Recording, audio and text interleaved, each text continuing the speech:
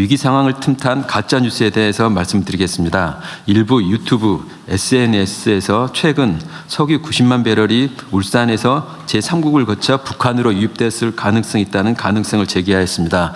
이는 명백한 가짜 뉴스로 정부의 신뢰를 훼손하고 국민을 그야말로 기만하는 행위입니다.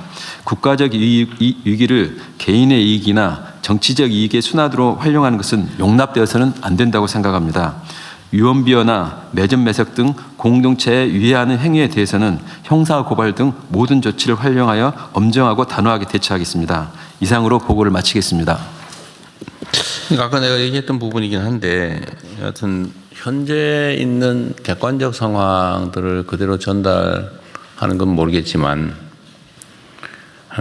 뭐 이유는 다양할 것으로 추정되는데 그 혼란을 야기하는 이 허위 가짜 뉴스를 유포하는 행위, 불필요하게 위기를 조장하는 행위는 전혀 우리 사회 공동체에 도움이 안 됩니다.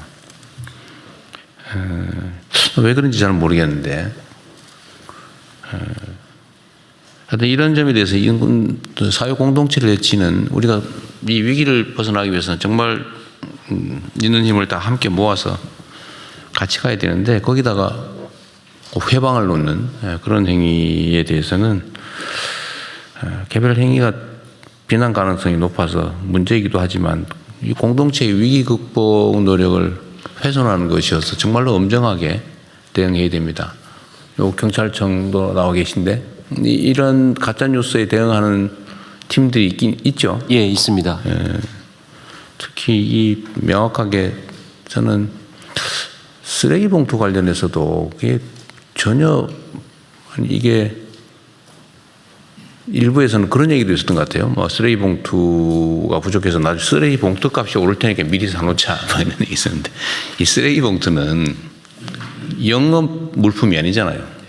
생산 원가는 보통 몇 원에 불과한데 그걸 몇십 원, 뭐 100원씩, 뭐 200원씩 이렇게 받잖아요. 그 이유는 행정 처리 비용을 조달하기 위한 일종의 세금 비슷한 것이어서 조례로 정하고 있잖아요. 이거 마음대로 부족하다고 올려받지도 못하고 생산 원가가 2배 오른다고 해봐야 5원에서 10원으로 되거나 이런 건데 그게 최종 판매 가격이 전혀 영향을 주지 않잖아요. 사실 사 먹을 필요가 없는 네. 거고 또 행정기관 입장에서는 만약에 정말로 봉투 제작이 어려운 상황이 되면 불일리 배출하는 게 사실은 행정 목적을 달성하기 위한 것이지 돈 벌기 위한 게 아니잖아요.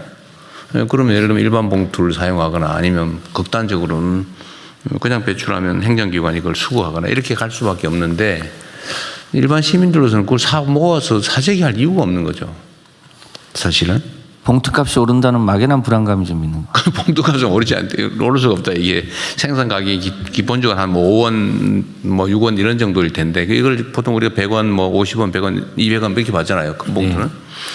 네. 그거는 행정 일종의 세금 비슷한 건데 그게 생산가 단가가 5원에서 10원이 된다고 하는데 그걸 봉투값을 올릴 리가 없고 올릴 수도 없잖아요. 근데 이걸 이제 헛소문을 퍼뜨린단 말이에요. 그래서 이건 악의가 있다 이런 거는.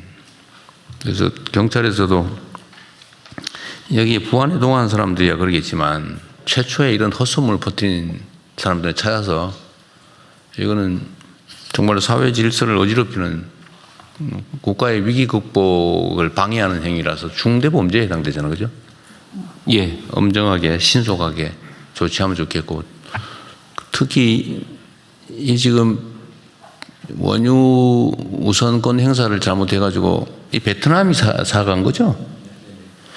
베트남이 이제 90만 배럴을 이제 구매한 것인데 이게 북한으로 갔다고 그런 아주 악의적인 헛소문을 퍼뜨리고 있는데 그것도 좀 신속하게 경찰에서 수사해가지고 도대체 누가 그런 짓을 하는지 좀 밝혀서 다시 이런 짓 못하도록 좀 했으면 좋겠어요. 예, 알겠습니다.